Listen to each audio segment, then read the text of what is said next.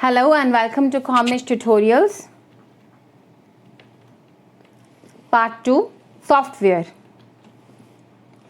So the very first topic of this video is hardware and software. A computer comprises of both hardware and software, and both are equally important for the functioning of computer system.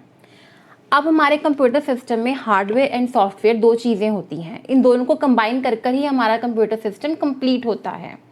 अगर hardware है software नहीं है तब भी काम नहीं होगा, और अगर सॉफ्टवेयर अवेलेबल है लेकिन हार्डवेयर नहीं है उसको इंस्टॉल करने के लिए तो भी काम नहीं होगा. So both are equally important. Hardware components of computer system which are tangible are hardware. Tangible means the things we can see and we can touch. Example keyboard, mouse, monitor, speakers, etc. ये सब के सब हमारे क्या हैं? Hardware. Software components of computer system which are intangible are software. Intangible means we can see but we cannot touch. जैसे हम WhatsApp Facebook use करते हैं, हम देखते हैं, हम उसमें काम करते हैं लेकिन हम उसे टच नहीं कर सकते, तो वो क्या हो गई? Intangible. Example operating system, applications etcetera. तो ये थे हमारे हार्डवेयर एंड सॉफ्टवेयर, दो टर्म्स हमारे कंप्यूटर सिस्टम के रिगार्डिंग. नेक्स्ट इज सॉफ्टवेयर, और हमारा वीडियो भी सॉफ्टवेयर बेस्ड है. Software in general is a computer program that controls the operations of the computer. अब सॉफ्टवेयर बेसिकली क्या होता है? जो हमारे कंप्यूटर के ओवरऑल ऑपरेशंस को कंट्रोल करके चलता है कि अभी ये करना है, फिर ये करना है, ये चीज़ यहाँ से लेकर आनी है, ये चीज़ यहाँ पे जाके सेव करनी है एंड ऑल. जो भी हम सिस्टम में कर रहे हैं उसको ओवरऑल कंट्रोल हमारा सॉफ्टवेयर करता है. A program is a sequence of instructions that perform a particular task. अब प्रोग्राम क्या होता है? सीक्वेंस ऑफ इंस्ट्रक्शंस या स्टेटमेंट्स जो हम अपने कंप्यूटर में इनपुट देते हैं कि ये ऐसे ऐसे होना है. सीक्वेंस ऑफ इंस्ट्रक्शंस होती हैं एक टास्क को, एक जॉब को परफॉर्म करने के लिए.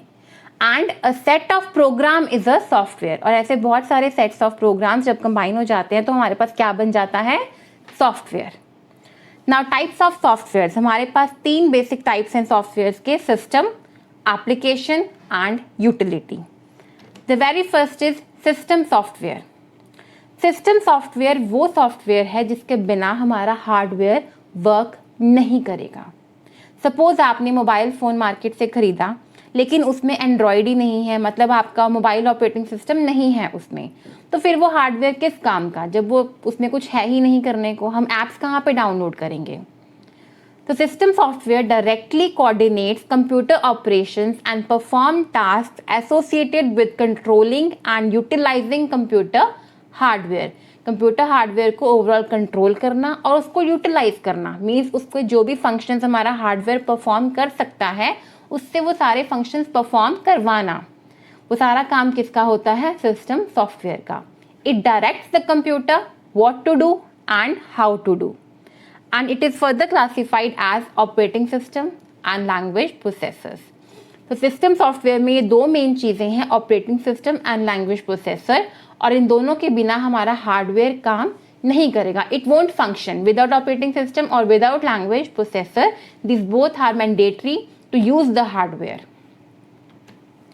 The first is operating system. सबने सुना होगा operating system. Android and Windows तो सभी ने सुना हुआ है कि डेस्कटॉप में विंडोज होती हैं और फ़ोन में एंड्रॉयड होता है.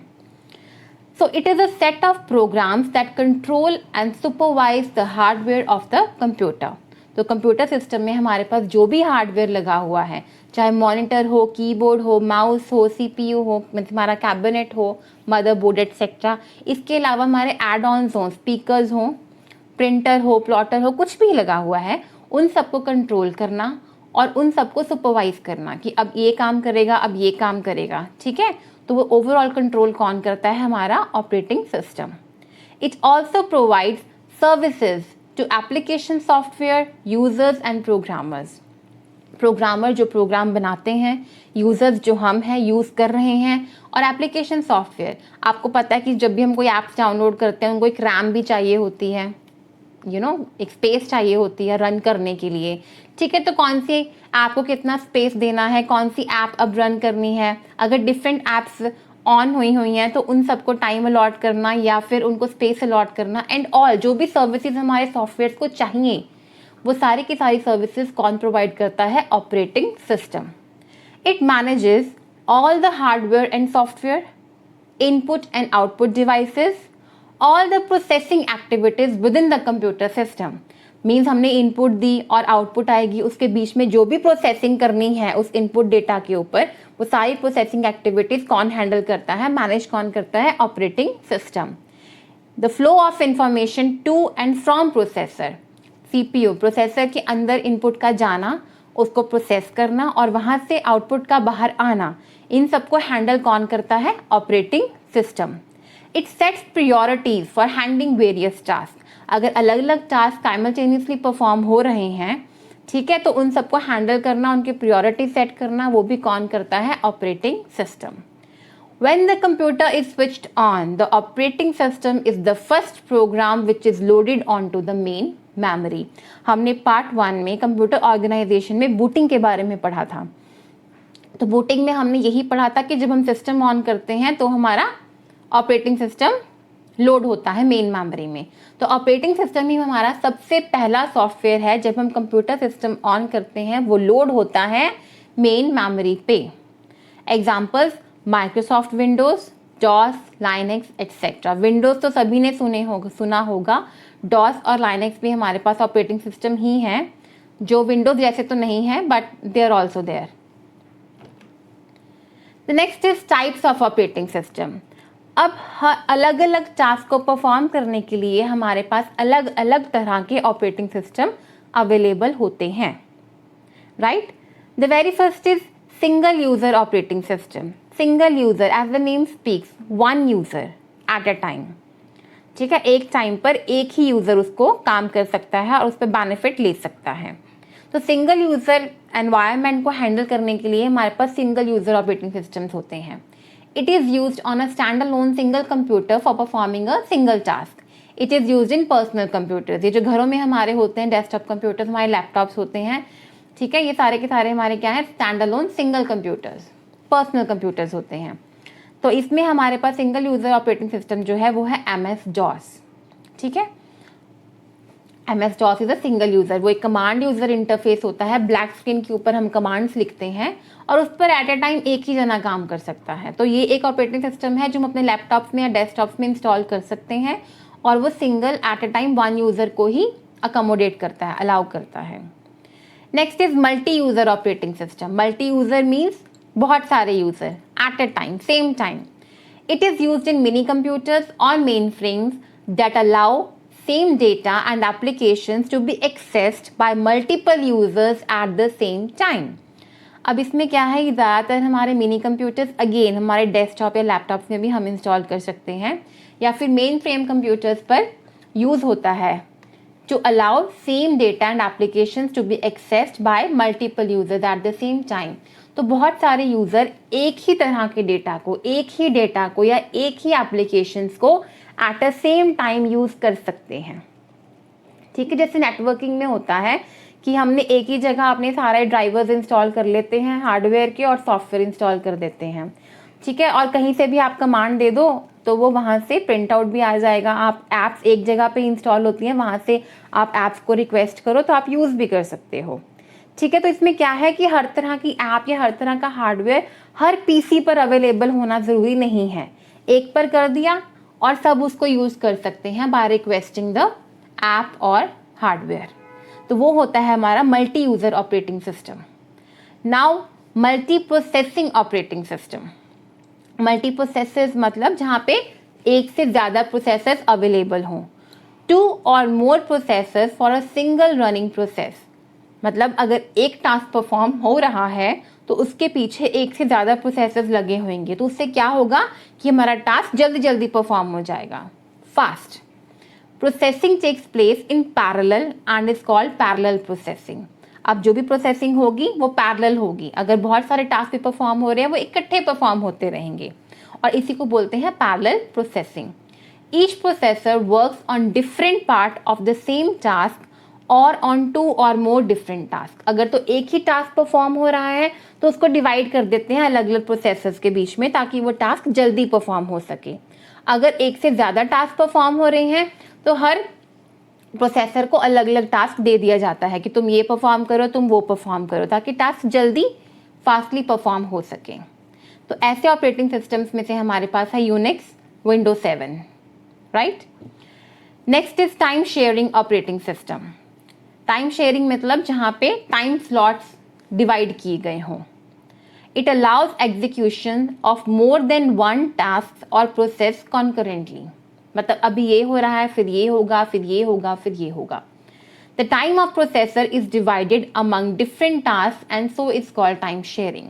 ठीक है, तो प्रोसेसर को हम अलग अलग टास्क में डिवाइड कर देते हैं टाइम अलॉट कर कर, और इसी को बोलते हैं टाइम शेयरिंग। तो इसको हमने इतना टाइम दे दिया, इस टास्क के लिए हमने इतना टाइम रख दिया, फिर इस टास्क को टाइम दे दिया, फिर से हम टास्क 1 पर आ गए, 2 3, फिर से 1 2 3। ठीक है, तो ऐसे कोई भी टास्क रुके ना और धीरे धीरे सारे परफॉर्म भी हो जाएं, उसको बोलते हैं time sharing. It could be single user और मल्टी यूजर। अब टाइम शेयरिंग ऑपरेटिंग सिस्टम किसी पे भी काम कर लेते हैं, सिंगल यूजर पे भी और मल्टी यूजर पर भी। Next is real time operating system. Real time मतलब एक्चुअली जो रियल टाइम हमारी लाइफ में चेंजेस जो आ रहे हैं माइक्रो सेकेंड्स में, तो उन सबको वो मद्देनजर रखते हुए ऐसा ऑपरेटिंग सिस्टम बनाया गया है। It is designed for real time applications like robotics. Task have to be fixed done in fixed deadline. जैसे कि स्मार्टफोन्स या कैमरास, आप फोटो क्लिक करते हो, you just press the click button और फोटो खिंच जाती है। ठीक है, या आप चैटिंग कर रहे हो, you just send the message और मैसेज चला जाता है।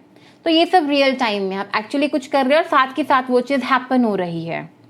तो this is your real time operating system. Distributed operating system. Distributed means usually network में होता है। It is used in networks where data is shared to be accessed from any machine.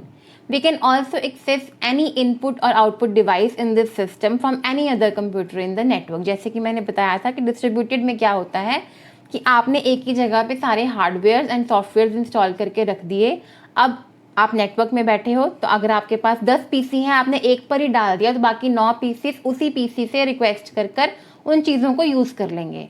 Her PC को वो चीज़ देने की ज़रूरत नहीं है। तो चाहे इनपुट आउटपुट डिवाइसेज हो, मीन्स कोई हार्डवेयर हो चाहे कोई सॉफ्टवेयर हो, you just demand it and you can have it. Next is interactive operating system. Interactive means जो देखने में बहुत ही फ्रेंडली हो, कि आप देखो और आपको दिखे कि हाँ ये चीज़ हो रही है, ये चीज़ हो रही है। जैसे कि आजकल हम स्मार्टफोन्स यूज़ करते हैं या हम विंडोज़ यूज़ करते हैं, तो वो ग्राफिकल इंटरफेस होता है। ठीक है, कुछ इमेजेस होती हैं, कुछ फोल्डर्स बने हुए हैं, आइकन्स बने हुए हैं, हमें दिख रहा है कि हम क्या काम कर रहे हैं। तो वो है हमारा interactive operating system. It provides graphical user interface means GUI through which user can easily navigate. ठीक है, computer respond immediately after an instruction has been entered. Example Windows. ठीक है, आपने माउस उठाया, आप माउस यहाँ वहाँ घुमा रहे हो and you can see it that mouse यहाँ वहाँ रोम कर रहा है। आप कीबोर्ड से कीज प्रेस कर रहे हो तो आपको सब कुछ दिख रहा है वहाँ पे जो भी आप कर रहे हो। तो वो ग्राफिकल यूजर इंटरफेस है जहाँ पे कुछ इमेजेस, बैकग्राउंड्स, आइकन्स ये सब हमें शो हो। तो ये थे हमारे operating systems: single user, multi processing, time sharing, real time, distributed, interactive. The next is commonly used operating system, जो हमें यूजुअली सुनने में आते हैं या हम कॉमनली यूज़ करते हैं। तो सबसे पहले हमारे पास है विंडोज़।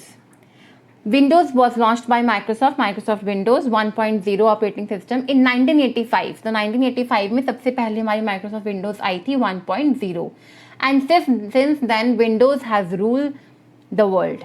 वो सबको पता है कि विंडोज़ आज भी यूज़ हो रही हैं। ये एक ग्राफिकल यूज़र इंटरफेस है। It is a GUI and various versions of Windows have been launched like Windows 98, Windows XP, Windows 10, Windows Vista, Windows 2007 etc. ठीक है, तो हमारे पास बहुत सारे हैं।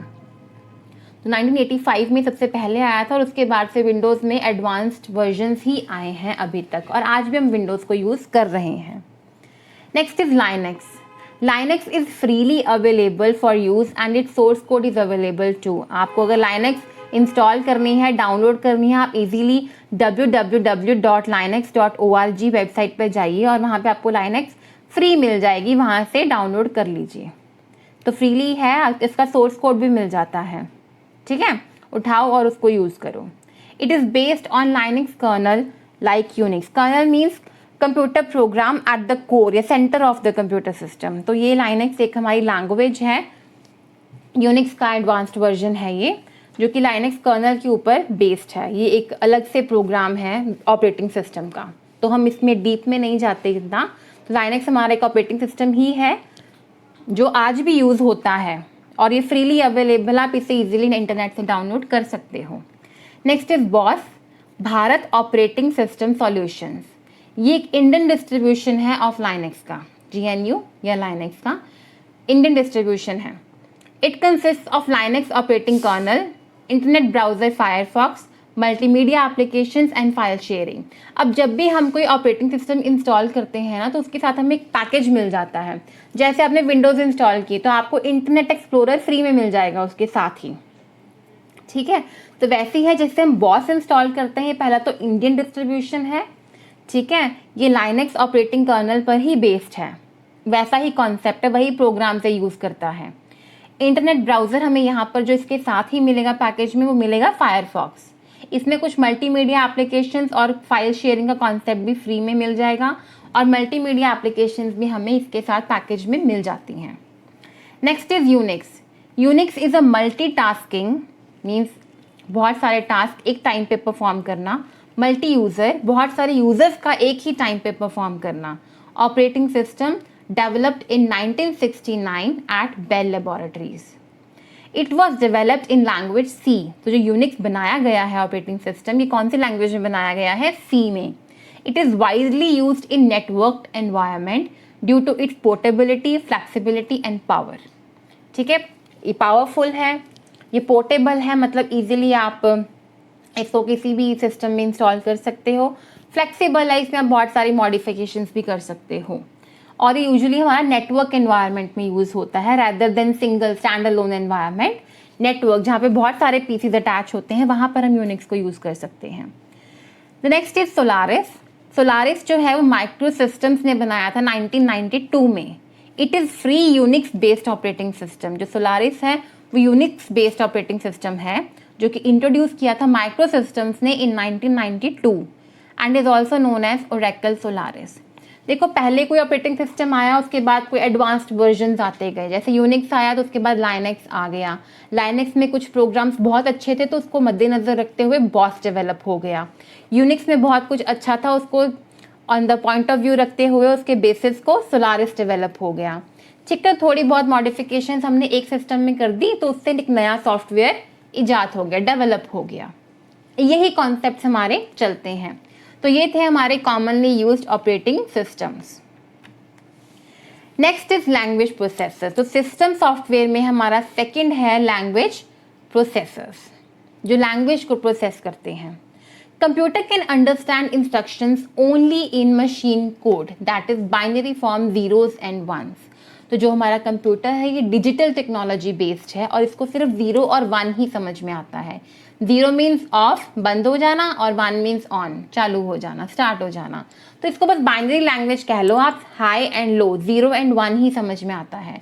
तो जो भी इंस्ट्रक्शंस हम जो भी कंप्यूटर्स और अपने कीबोर्ड से टाइप करते हैं, वो सब कुछ अंदर जाके मशीन कोड में कन्वर्ट किया जाता है 0 एंड 1 में। ठीक है, एक सिंपल सा एग्जांपल देते हैं। जैसे मुझे हिंदी और इंग्लिश ही आती है, थोड़ी बहुत पंजाबी, तो if someone is speaking some other language, ठीक है, तो मुझे तो वो समझ में नहीं आ गई ना, तो मुझे ट्रांसलेटर की ज़रूरत पड़ेगी। उस लैंग्वेज को प्रोसेस करने के लिए मुझे एक ट्रांसलेटर की ज़रूरत पड़ेगी। फिर वो उसको मेरी बात समझाएगा, मुझे उसकी बात समझाएगा। तो वही कॉन्सेप्ट यहाँ पे है। लैंग्वेज प्रोसेसर्स क्या करते हैं कि जो लैंग्वेज हम टाइप कर रहे हैं, हम इनपुट दे रहे हैं, अब वो कंप्यूटर सिस्टम को समझ में नहीं आती, वो उसको कन्वर्ट करता है कंप्यूटर की लैंग्वेज में, मशीन कोड्स में, जीरोज एंड वंस की फॉर्म में। फिर कंप्यूटर उसको समझ जाता है और वो उसको प्रोसेस करता है। फिर एक आउटपुट फॉर्म होती है जो कि अगेन जीरोज एंड वंस की फॉर्म में होती है, लेकिन वो आउटपुट हमारे तक आने से पहले ही दोबारा ह्यूमन रीडेबल फॉर्म में कन्वर्ट कर दी जाती है। ठीक है, तो जो सारे कन्वर्जन्स के प्रोसेस हैं ये कौन करता है? Language processors. The programs are written in high level language like C++, Python etcetera and this is known as source code. जो भी हम प्रोग्राम्स बनाते हैं या इंस्ट्रक्शंस देते हैं वो हाई लेवल लैंग्वेज में देते हैं. हाई लेवल मतलब English like languages, Hindi like languages जो ह्यूमन रीडेबल होती हैं, जैसे कि C++ या पाइथन. और जो भी कोडिंग हम प्रोग्राम्स इसमें लिखते हैं उसको क्या बोलते हैं? Source code. Now source code can not be directly executed. अब सोर्स कोड जो हमने लिख दिया हाई लेवल लैंग्वेज में वो डायरेक्टली एग्जीक्यूट नहीं हो सकता. क्यों? क्योंकि वो हमारे कंप्यूटर सिस्टम को समझ में आना ही नहीं है. It is converted to machine language to get execute. तो उसको कन्वर्ट किया जाता है मशीन कोड में, जीरोज एंड वंस की फॉर्म में. The program translated to machine code is known as object code. अब जो ये 0 और 1 की फॉर्म में जो कोड हमारे सामने आता है उसे क्या बोलते हैं? Object code. तो सोर्स कोड वो है जो हम लिखते हैं हाई लेवल लैंग्वेज में, उसको सोर्स कोड बोलते हैं. और ऑब्जेक्ट कोड वो है जो 0s एंड 1s की फॉर्म में होता है.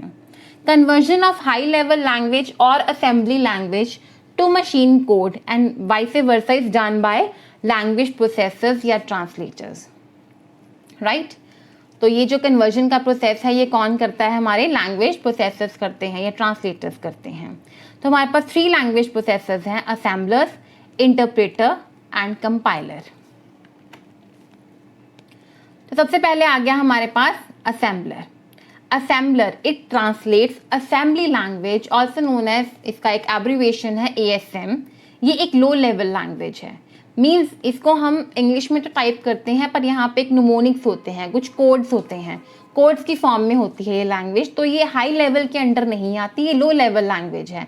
But is not a machine language, 0s and 1s की फॉर्म नहीं होती.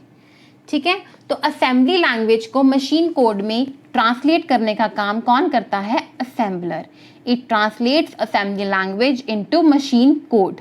The input of the assembler is source code which is in assembly language and output is in machine code which is known as object code. तो जो assembler का input है वो क्या है? source code जो हमने टाइप कर दिया. और वो कौन सी लैंग्वेज में टाइप कर दिया? असेंबली में. और जो आउटपुट आएगा असेंबलर में से वो क्या आएगा? Machine code, 0s and 1s की फॉर्म में. और उसको क्या बोलते हैं? Object code. Right. The next is interpreter. Interpreter it translates high level language source code single statement at a time into machine code that is line by line. अब इसमें क्या है? High level language means English like languages में हमने कोई coding की, कोई programme बनाया, उस सोर्स कोड को ये कन्वर्ट करेगा मशीन कोड में. कैसे करेगा? Single statement at a time, line by line. मतलब एक स्टेटमेंट को कन्वर्ट किया, ठीक है, फिर दूसरी को, फिर तीसरी को, फिर चौथी को, ऐसे. If there is an error in the statement, the interpreter terminates the translation process. उसे जिस लाइन पर एरर मिल गया उसने उसके बाद उसको इंटरप्रेट करना ही नहीं है. मतलब हमारी जो ट्रांसलेशन प्रोसेस है वो टर्मिनेट हो जाएगा, हॉल्ट हो जाएगा जब तक हम उसको एरर फ्री नहीं बनाते स्टेटमेंट को. तो इसमें क्या होता है कि हमने पूरा प्रोग्राम लिखा लेकिन वो लाइन बाय लाइन कन्वर्ट होगा.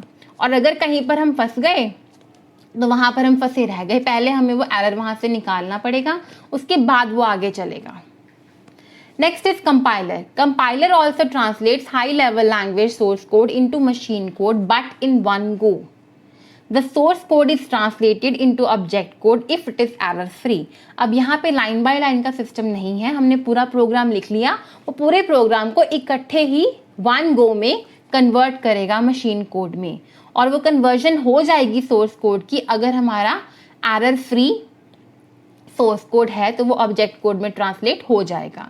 If there are any errors compiler specifies the errors and line number where the error exist. ठीक है. तो अगर कोई एरर आ जाएगा तो हम कंपाइलर हमें बता देता है कि यहाँ पर ये वाला एरर है और इस लाइन पर आया है ताकि हम उसको रेक्टिफाई कर सकें. तो असेंबलर असेंबली लैंग्वेज को कन्वर्ट करता है, इंटरप्रेटर हाई लेवल लैंग्वेज को करता है लेकिन लाइन बाय लाइन. कंपाइलर भी हाई लेवल लैंग्वेज को करता है बट इन वन गो. तो ये थे हमारे लैंग्वेज प्रोसेसर्स. इसी के साथ हमारा सिस्टम सॉफ्टवेयर का कॉन्सेप्ट खत्म हुआ जिसमें ऑपरेटिंग सिस्टम आ गया और हमारे लैंग्वेज प्रोसेसर्स आ गए. Next is utilities, utility software. तो यूटिलिटीज़ क्या होती हैं? यूज़फुल या बेनिफिशियल सॉफ्टवेयर्स होते हैं जो हमारे सिस्टम को ओवरऑल मैनेज करने में हेल्प करते हैं। It helps to maintain the computer and ensure that computer runs smoothly. ठीक है, उसकी मेंटेन करना और उसकी सारी चीज़ें देखना कि उसके सारा सिस्टम ठीक से चल रहा है, स्मूथली चल रहा है, उसको डायग्नोस करते हैं। Some of the common utility software in computer system are like disk defragmenter, antivirus, backup, compression etcetera. तो हम कुछ यूटिलिटीज़ जो हमारी कॉमनली यूज़ होती हैं कंप्यूटर सिस्टम में उनके बारे में देखते हैं।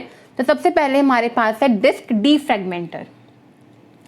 डिफ्रेगमेंटेशन मतलब, फ्रेगमेंट्स का मतलब होता है चंक्स, छोटे छोटे चंक्स बन जाते हैं मेमोरी की। उन चंक्स को रिमूव करना और हमारी मेमोरी स्पेस को ठीक से रखना, उसको मेंटेन करना, वो काम है हमारा डिस्क डिफ्रेगमेंटर का। अब देखते हैं इसमें एक्चुअली होता क्या है। Disk fragmentation occurs when a file is broken up into pieces to fit on the disk। कई बार हमारे डिस्क पे इतनी मेमोरी नहीं होती है, मेमोरी चंक्स छोटे छोटे हमारे पास चंक्स पड़े होते हैं और फाइल बड़ी होती है, तो हम फाइल को ब्रेक डाउन कर देते हैं और अलग अलग चंक्स में उनको सेव कर देते हैं। तो फाइल का कुछ पार्ट कहीं और सेव हुआ है, कुछ पार्ट कहीं और सेव हुआ है, कुछ पार्ट कहीं और सेव हुआ है, और इसी को बोलते हैं फ्रेगमेंटेशन। फ्रेगमेंट्स बन जाना, छोटे छोटे चंक्स बन जाना। Because files are constantly being written, deleted and resized, fragmentation is a natural occurrence। अब ये fragmentation क्यों होती है? क्योंकि हम बार बार फाइल्स को ओपन करते हैं, उसमें कुछ मॉडिफिकेशंस करते हैं, कई बार उनको डिलीट कर देते हैं, तो वहाँ से वो चंक खाली हो जाता है बीच में से, उनको रीसाइज कर देते हैं। ठीक है, तो फ्रेगमेंटेशन हो ही जाती है डिस्क पे, वो नेचुरल अकरेंस है कि वो हो जाएगी। When a file is spread out over several locations, it takes longer to read and write। और अगर एक फ्रेगमेंटेशन हो गई है और हमारी फाइल टुकड़ों में कहीं कहीं पड़ी हुई है, तो ऑब्वियसली अगर हम उस फाइल को ओपन करेंगे तो वो टाइम लेगी खुलने के लिए, ओपन होने के लिए, कुछ पढ़ने के लिए, कुछ राइट करने के लिए, कुछ सेव करने के लिए। तो that file will take time, क्योंकि वो फ्रेगमेंट्स में पड़ी हुई है। इसीलिए हमें डीफ्रेगमेंटेशन करनी पड़ती है। तो डीफ्रेगमेंटेशन से क्या होती है, ये फाइल इकट्ठी हो जाती है एक ही जगह पे। Defragmentation is the process of reorganising the data stored on the hard drive so that related pieces of data are put back together. Back to back हम सारी फाइल को इकट्ठा कर सकें। ठीक है, बिखरी हुई पड़ी हुई है तो it will take time to access. अगर इकट्ठी एक ही जगह पे पड़ी हुई है तो हम उसको इजीली उठाकर उस पर काम कर सकते हैं, तो it would be easy for our system too. तो ये है हमारा डिस्क डिफ्रेगमेंटर जो फ्रेगमेंटेशन को रिमूव करता है। Next utility is backup. Backup means किसी चीज की कॉपी क्रिएट करना। It is used to create copy of the complete और partial data stored in a disk और सीडी और एनी अदर डिस्क। आपके किसी भी सेकेंडरी डिवाइस के ऊपर आपके पास डेटा पड़ा हुआ है तो उसका बैकअप ले सकते हैं, उसकी कॉपी क्रिएट करके रख सकते हैं। तो in the case of hard disk crash हो गई या कोई और सिस्टम फेलियर हो गया तो फाइल्स हमारी रीस्टोर हो सकती हैं। तो ये है हमारी बैकअप यूटिलिटी जो हमारी ऑपरेटिंग सिस्टम में हमें मिल जाती है। ठीक है, सिस्टम सॉफ्टवेयर है सॉरी हमारा बैकअप यूटिलिटी जो कॉपी क्रिएट करने के काम आता है।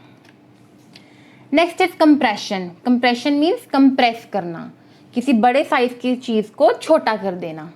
अ file compression utility is a software program that is used to compress और डीकंप्रेस फाइल्स। तो फाइल को कंप्रेस करना या कंप्रेस्ड फाइल को डीकंप्रेस करना। ठीक है, तो उसके लिए हमारे पास एक यूटिलिटी है कंप्रेशन। ये हम क्यों करते हैं, ताकि जो लार्जर फाइल्स हैं उनको छोटा किया जा सके। सपोज जैसे हमने मेल करनी है, जीमेल करनी है, तो जीमेल पे हम 25 MB से ऊपर नहीं जा सकते, वरना हमें ड्राइव यूज़ करनी पड़ जाती है। तो उस केसेस में अपने फाइल्स या फोल्डर्स को हम कंप्रेस कर लेते हैं विनजिप के साथ, है ना, जिप्ड फोल्डर्स बना लेते हैं, और फिर जब वो हमें ओपन करने हैं तो हम उसको एक्सट्रैक्ट कर लेते हैं। तो वो है हमारा compression utility. Next is disk cleaner. Disk cleanup is a utility to free up disk space on a computer's hard drive। ठीक है, कुछ रैंडम चंक्स पड़े हुए हैं, उन्हें क्लीन करना, उसको स्कैन करना, उसको एनालाइज करना कि हमारा सारी मेमोरी ठीक ढंग से पड़ी हुई है, तो वो हमारा डिस्क क्लीनअप, उसको साफ सफाई कौन करता है, disk cleaner. The utility first searches and analyses the hard drive for files that are no longer of any use and then removes the unnecessary files. कई बार आपको प्रॉम्प्ट भी होता है कि हाँ जी ये फाइल्स आपकी हमारी बहुत देर से पड़ी हुई हैं, पर हम उनको यूज़ ही नहीं करते, ना फ्रीक्वेंटली यूज़ करते हैं, ना वैसे बहुत देर से ऐसे ही पड़ी हुई हैं, it is not in use. तो वो हमें प्रॉम्प्ट भी करता है। यूजुअली मोबाइल्स में प्रॉम्प्ट होता है कि आप इन चीज़ों को रिमूव कर सकते हो because they are not, you are not using them. तो इसे बोलते हैं डिस्क क्लीनिंग, ठीक है, उसको साफ करना, फिजूल चीज़ें वहाँ से हटा देना। Next is file management tools. File management tools मतलब जो हमारी फाइल्स को मैनेज करते हैं। It helps the user in storing, indexing, searching and sorting files and folders on the system. अब हम फोल्डर्स बना के रखते हैं, क्यों? क्योंकि हम अपनी फाइल्स को अलग अलग फोल्डर्स में रख देते हैं कि हाँ जी ये वाला सॉन्ग्स का फोल्डर है, ये वाला पिक्चर्स का फोल्डर है, ये वाला मूवीज़ का फोल्डर है, ये वाला डॉक्यूमेंट्स का फोल्डर है, ये ऑफिशियल है, ये पर्सनल है। तो वो हम क्यों करते हैं? ताकि हम अपनी फाइल्स को अरेंज कर सकें। तो वैसे ही फाइल मैनेजमेंट टूल्स हमारी फाइल्स को अरेंज करते हैं मेमोरी में। उनको स्टोर कहाँ पे करना है, उनकी इंडेक्सिंग कहाँ से करनी है, कहाँ से सर्च करना है, कैसे सॉर्ट करना है एंड ऑल, उन सबको कैसे संभाल के रखना है मेमोरी में, ड्राइव में। तो वो है हमारे फाइल मैनेजमेंट टूल्स। तो ये थे हमारे utilities, disk defragmenter, backup, compression, disk cleaner, file management tools. And the next हमारे पास यूटिलिटी जो है वो है एंटीवायरस। एंटीवायरस सभी ने सुना होगा, ठीक है। तो एंटीवायरस हमें वायरस से बचाता है। It detects and removes computer viruses. Detect करता है, हमें बताता है कि हाँ यहाँ पे ये प्रॉब्लम है, और उसको रिमूव भी करता है। The antivirus keeps a watch on the functioning of the computer system. If a virus is found, it may alert the user, flag the infected program और किल्स द वायरस। ठीक है, अगर कोई वायरस एंटीवायरस को मिल जाता है तो वो हमें प्रॉम्प्ट करता है कि आपके सिस्टम में ये वायरस है, ठीक है, इस वायरस को हम क्या कर सकते हैं वो हमें बताता है, हमें फ्लैग करता है कि दिस इज़ द वायरस, और इसको रिमूव करना है, डिलीट करना है, न्यूट्रलाइज करना है, क्या करना है, जो भी मुझसे कमांड देते हैं अकॉर्डिंगली एंटीवायरस वो वायरस के साथ कर देता है। तो some commonly types of viruses जो होती हैं वो हैं हमारे पास boot sector, file virus, Trojan horse and worm. Boot sector, boot मतलब जहाँ पे बूटिंग होती है, जो बूट सेक्टर होता है हमारा, जहाँ पर बूटिंग कर कर हमारा ऑपरेटिंग सिस्टम पढ़ा होता है। It displaces the boot record and copies itself to the boot sector. ठीक है, बूट सेक्टर को खराब करना। So virus first loads on to the main memory and then operating system. ठीक है, वो मेन मेमोरी में आ जाता है, फिर ऑपरेटिंग सिस्टम तक पहुंच जाता है। तो उससे हमारी विंडोज़ भी क्रैश हो सकती हैं। ठीक है, अगर हमारा ऑपरेटिंग सिस्टम भी क्रैश हो गया तो मतलब हमारा सिस्टम सॉफ्टवेयर ही क्रैश हो गया। तो बूट सेक्टर हमारा एक ऐसा वायरस है, बूट सेक्टर वायरस, जो हमारे बूट सेक्टर को खराब करता है। Next is file virus. It generally attacks executable files, जो EXE फाइल्स होती हैं उसको अटैक करता है।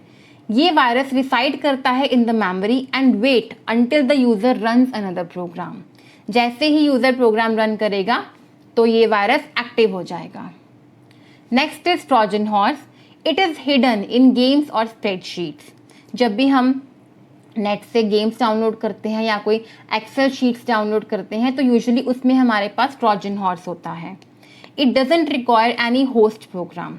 उसे किसी होस्ट की रिक्वायरमेंट नहीं है कि हमने कोई एक्शन किया तो वो आ जाएगा। हम कोई गेम डाउनलोड करेंगे, वो गेम के साथ ही हिडन होगा, उसी के साथ अटैच्ड होगा और ऑटोमेटिकली हमारे सिस्टम में आ जाएगा। हम कोई फाइल, स्प्रेडशीट, एक्सेल शीट कोई ऐसे डाउनलोड करेंगे तो वो उसके साथ ऑटोमेटिकली हमारे पीसी में आ जाएगा। उसे अलग से कोई चीज़ नहीं चाहिए इन्वाइट करने के लिए। Its aim is to cause harm to data. वो हमारे डेटा को हार्म करता है, डिस्ट्रॉय करता है। They create bad sectors on the disk, destroy file allocation tables and causes the system to hang. वो क्या करता है, डिस्क के जो सेक्टर्स होते हैं उनको खराब कर देता है। डिस्ट्रॉय करता है फाइल एलोकेशन टेबल्स, जो हमारा पूरा लॉग है फाइल का उसको खराब कर देता है। तो अगर हम फाइल ओपन करेंगे तो फाइल ओपन ही नहीं होगी, या फिर फाइल के शॉर्टकट्स बन जाएंगे, तो फाइल ओरिजिनल मिलेगी ही नहीं और हमारा सिस्टम क्या हो जाएगा, हैंग भी हो सकता है। So this is Trojan horse virus. And the next is worm. Worm is replicating.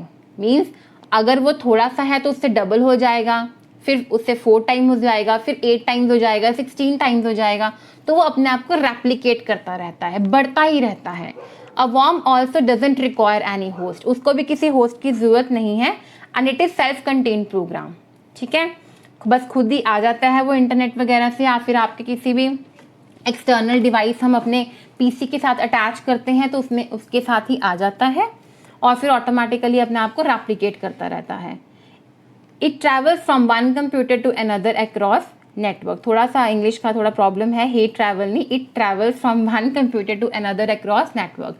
अगर आप नेटवर्क में बैठे हो, बहुत सारे सिस्टम्स आपस में अटैच्ड हैं और किसी एक सिस्टम में वॉर्म है, तो वो वॉर्म नेटवर्क में घूमता जाएगा और दूसरे पीसीज तक भी पहुंच जाएगा और उनको भी ऑब्वियसली ख़राब करेगा। तो ये है हमारे कुछ एंटीवायरस कुछ viruses: boot sector virus, file virus, Trojan horse virus, worm. The next we have application software. हमने ऑपरेटिंग सिस्टम पढ़ लिया, लैंग्वेज प्रोसेसर्स पढ़ लिया, हमने सिस्टम सॉफ्टवेयर कंप्लीट कर लिया। अब नेक्स्ट हमारे पास आता है application software. Application means apps जो हम एड ऑन्स डाउनलोड करते हैं अपने ऑपरेटिंग सिस्टम के ऊपर। It is use to perform specific task and design for end user. ठीक है, एंड यूजर्स के लिए बनाया जाता है। आप उसको डाउनलोड कर सकते हो, उसको यूज़ कर सकते हो, जैसे हम व्हाट्सएप करते हैं या हम फेसबुक करते हैं या हम MS ऑफिस यूज़ करते हैं, एडोब फोटोशॉप यूज़ करते हैं। ऐसे बहुत सारे जो हमें ऐप्स प्ले स्टोर से मिल जाते हैं, we just download them and we use it. तो ये हमारी ऐप्स होते हैं, एप्लीकेशन सॉफ्टवेयर होते हैं। तो ये दो तरह के होते हैं, general purpose and customised. General purpose means जो इन जनरल हैं, सबके लिए कॉमन है, वो ऐसे ही बने हुए हैं, वो मॉडिफिएबल भी नहीं है, आप बस उनको डाउनलोड करते हो और यूज़ करते हो। It is made for common users for day-to-day applications and uses. It is not modifiable and is also known as office tools. Example MS Office. ठीक है, आपको MS Office मिला, आपने डाउनलोड किया, आप उसमें काम करते हो, अपनी फाइल्स को सेव करते हो, फाइल्स को शेयर करते हो, लेकिन आप उस MS Office को मॉडिफाई नहीं कर सकते। और MS Office आप चाहे वर्ल्ड के किसी भी कोने में चले जाओ, आपको हर जगह वैसा ही मिलेगा। ठीक है, तो वो जनरली बनाए जाते हैं। General means common to all, सबके लिए कॉमन सा रखा गया है, you can use them and you can share them but you can't modify them. वो कस्टमाइज्ड नहीं है, आप उसमें कुछ चेंजेस नहीं कर सकते। And the second type of application software is customised. Customised means it is tailor made as per users requirement. जैसे आप, इसमें बेस्ट एग्जाम्पल है, हम मार्केट में जाते हैं तो हमने केमिस्ट के शॉप पे गए, तो वहाँ पर हमने मेडिसिन परचेज की, तो वो हम एक बिल जनरेट करके देते हैं। जैसे स्कैन द MICR कोड को स्कैन करते हैं और वो ऑटोमेटिकली बिल जनरेट हो जाता है। अब जो केमिस्ट शॉप पे जो सॉफ्टवेयर उसके PC में लोडेड है, that software is different from the grocery software, वहाँ पे कुछ और लोडेड होगा। ऐसे आप मॉल्स में चले जाओ, आप शॉपिंग कर रहे हो, आपने कपड़े खरीदे, ठीक है, क्लोथ परचेज किए, तो वहाँ पर अलग तरह का सॉफ्टवेयर होगा, तो वो एज पर यूज़र रिक्वायरमेंट बनाया जाता है। ठीक है, तो that is customise software. It is customer specific, it is made by keeping in mind the individual needs of the user. Example hotel management software, school management software. हर school का अलग अलग प्रोसीजर होता है, स्ट्रक्चर होता है, तो वो अलग अलग सॉफ्टवेयर्स होते हैं। हर होटल्स का अपना अपना स्ट्रक्चर होता है, हर बैंक्स का अपना अपना स्ट्रक्चर होता है। ठीक है, तो वो अकॉर्डिंग टू देयर रिक्वायरमेंट वो उनको बनाकर दिए जाते हैं, तो वो होते हैं हमारे कस्टमाइज सॉफ्टवेयर। तो एप्लीकेशन सॉफ्टवेयर में वैसे दो होते हैं, general purpose and customise. So next is open source softwares. The very first is proprietary. Proprietary software, also known as non-free software, for which the software's publisher retains intellectual property rights, usually copyright of the source code, but sometimes patent right. Example Adobe Photoshop. तो proprietary softwares कौन से होते हैं जिसपे copyrights होते हैं कि आप उनको फर्दर डिस्ट्रीब्यूट नहीं कर सकते या आप उनको कुछ मॉडिफाई नहीं कर सकते, वरना आप पे लीगल इश्यूज बन सकते हैं। तो ठीक है, ऐसे सॉफ्टवेयर जो आप पैसे दे के खरीदते हो या आप डाउनलोड भी कर लेते हो, लेकिन एक ट्रायल वर्जन मिलता है, ठीक है, कंप्लीट सेटअप आपको नहीं मिलेगा, उसमें कुछ कुछ फीचर्स ही अवेलेबल होंगे, सारे फीचर्स अवेलेबल नहीं होंगे if you download them free. ठीक है, तो ऐसे सॉफ्टवेयर्स के ऊपर मोनेटरी चार्जेस भी होते हैं और लीगल इश्यूज भी बनते हैं, कॉपीराइट इश्यूज होते हैं। Next is shareware. Shareware software is initially provided free of charge to users for a trial period. Shareware software is often downloaded from a website. When the trial ends, the software must be purchased. ऐसी बहुत सारी games, बहुत सारे softwares, in short ले लो, KineMaster ले लो, ऐसे बहुत सारे सॉफ्टवेयर्स हैं जो आप डाउनलोड करते हो वेबसाइट से, लेकिन वो कुछ डेज के लिए फ्री ट्रायल होता है, 7 days, 10 days, 1 month, उसके बाद आपको उनको परचेज करना पड़ता है। तो वो है हमारे shareware softwares. Next is open source.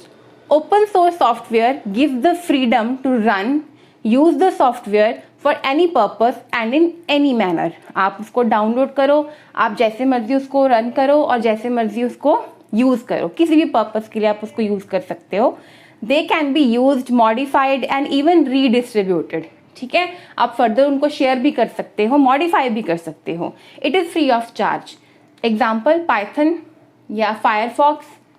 ठीक है, Python is a language, Firefox आपका इंटरनेट ब्राउजर है. Next is freeware.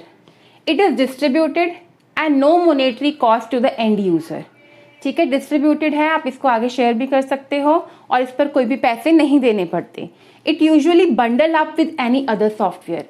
अब यूजुअली जो फ्रीवेयर सॉफ्टवेयर होते हैं ना, ये पैकेज में आते हैं. जैसे आपने कोई एक सॉफ्टवेयर खरीदा तो उसके साथ वो आपको फ्री मिल जाएगा. सपोज हमने विंडोज़ इंस्टॉल की तो उसमें इंटरनेट एक्सप्लोरर आपको फ्री में मिल जाता है, तो वो है हमारा freeware. And the last is free software. It is freely accessible and can be freely used, modified, copied or distributed by anyone. No license fee required and no payment for the app. The source code is also accessible. मतलब ये हर तरह से every fact से every feature से free मिल जाता है. Download करो, use करो, मॉडिफाई करो, कॉपी करो, डिस्ट्रीब्यूट करो. कोई लाइसेंस लेने की ज़रूरत नहीं है, ना कोई पेमेंट देने की ज़रूरत है. और यहाँ तक कि इसका सोर्स कोड भी आपको इंटरनेट पर ही मिल जाएगा, जिसे आप डाउनलोड कर उसको मॉडिफाई कर सकते हो. एग्जाम्पल है MySQL. तो ये थे आपके कुछ open source software: proprietary, shareware, open source, freeware and free software. तो इस वीडियो में हमने क्या क्या देखा? हार्डवेयर एंड सॉफ्टवेयर, फिर सॉफ्टवेयर में सिस्टम, एप्लीकेशन और यूटिलिटीज़, सिस्टम सॉफ्टवेयर के अंदर operating system, language processors, application software के अंदर general purpose, customized, and the last is open source concepts या ओपन सोर्स सॉफ्टवेयर. तो इसी के साथ हमारी ये वीडियो यहाँ पे कंप्लीट होती है. Please like, share, comment and subscribe to my channel Khamesh. We will meet soon in the next video. Thanks for watching, and for now it's COVID, so stay home and stay safe. Bye bye.